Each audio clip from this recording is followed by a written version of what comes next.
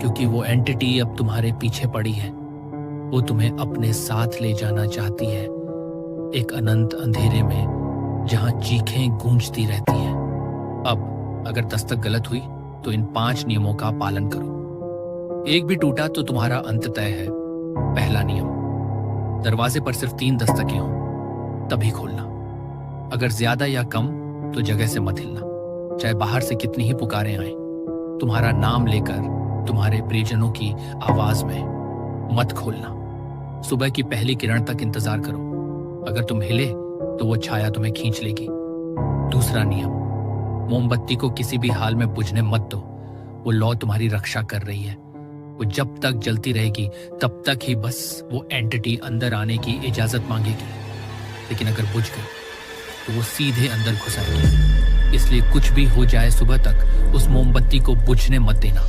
उससे कैसे भी जला कर रखो अगर जिंदा रहना चाहते हो। तीसरा नियम, तुम्हारे फोन पर एक कॉल आएगी। दूसरी तरफ से तुम्हें अपने अतीत की आवाजें सुनाई देंगी, हंसी, रोना या कोई पुरानी याद।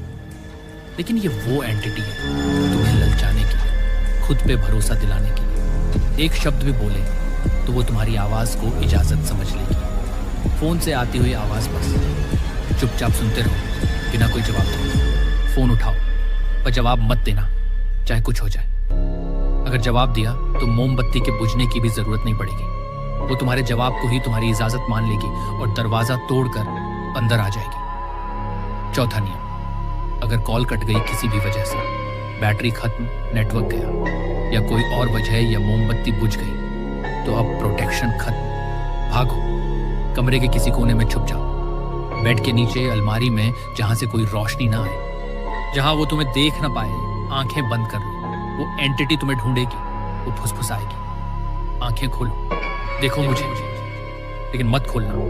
अगर लगे कि वो बहुत करीब है, आंखें बंद करके भागो। कमरे से बाहर निकलते ही आंखें खोलो और दौड़ो किसी खाली मैदान तक। 5वां नियम, मैदान में पहुंचकर सफेद कपड़े पर अपने खून की 3 बूंदें डालो। उसे जमीन में गाड़ दो और वही मंत्र जिसे फाड़कर उससे बुलावा था, उस मंत्र को उल्टा पढ़ो 5 बार बिना रुके।